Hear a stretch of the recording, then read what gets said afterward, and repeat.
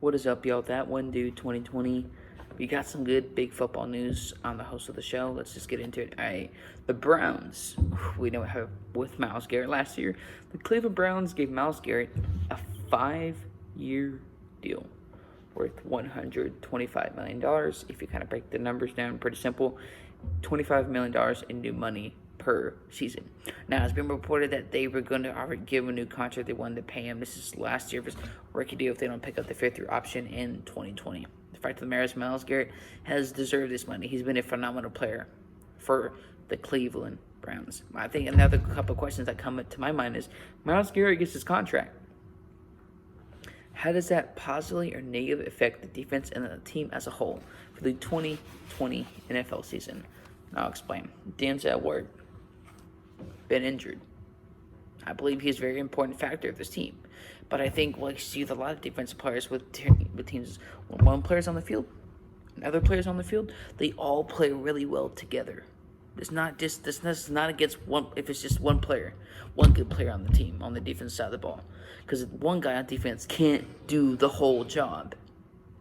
Ask Jamal Adams with the New York Jets. But I think Myles Garett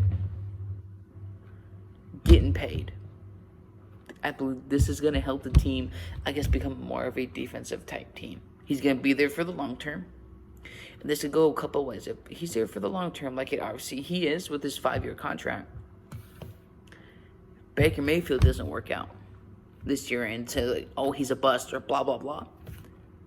Then you get a new quarterback in the draft and you're financially set. And or Baker Mayfield can just sit out, or not sit out, but have his 4th year of his deal and then play out the 5th year option of, I believe, 2021 or 2022.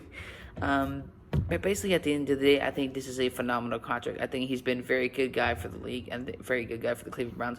I don't have the numbers right in front of me, but I genuinely think that these numbers, this player, he adds so much added value to the team.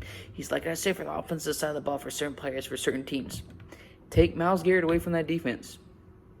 How was the defense last year? You don't have to look at the numbers. Just look at any of the film. I know we had that Mason Rudolph incident.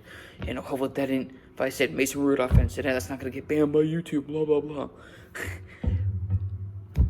But he's that mold, that intertwined guy of the Cleveland Browns defense. There's no Cleveland Browns defense without Myles Garett. Myles Garett's on the field. He helps elevate the play of the whole defense. Denzel Ward. There's questions about Grady Williams. Can he stay healthy? Other guys on the defensive side of the ball.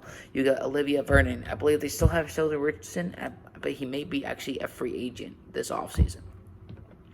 When he's on the field, the whole defense plays better, which means more turnovers, better chemistry on the field. The offense plays better. But Baker Mayfield plays better, and Baker Mayfield's here for the long term, and it doesn't have to be in that long list of failing Browns quarterbacks. I can't name them all. Well, basically, because I don't have the memory of all the amount of quarterbacks the Cleveland Browns have drafted and traded for, and the failed trade of A.J. McCarron. But the fact of the matter is, in that clip right here, Myles Garett deserves his money. When the defense plays better, the whole team plays better, better communication, and the Browns can potentially be a wild card team and the extra wild card spot this year versus the Steelers or the Ravens. We'll have to find out. But let's get to this final news of the day. As y'all know, Chiefs defensive end Chris Jones just signed a 4-year deal with $60 million guaranteed. Obviously, 85 overall, which means basically that last $25 million is an incentive. So basically what that means is if he reaches that's last 25 in incentives, then he basically gets almost $20 million total per year. But if we're going to be technical about this contract, 4 years, 60, 15, 30, 45, 60. He's basically getting $15 million per year. Now, well, this sounds like a good deal. Now, people think, oh, he's not a top defensive end in the league or blah, blah, blah.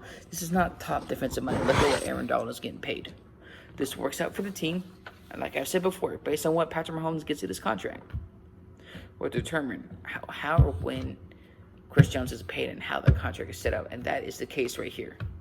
This contract is phenomenal. I agree with it in any way, shape, or form. I think this contract is great. I think it sets the stone for the future. They're trying to build for the future. Re-sign Chris Jones. Obviously, there was some maybe potential drama, franchising tag Chris Jones, but I think he's like the more elevated version of Jimmy Garoppolo of the 49ers, but for the Chiefs. His numbers may not always be phenomenal, but obviously he's a phenomenal defensive player. He adds so much value to the team, but he makes big plays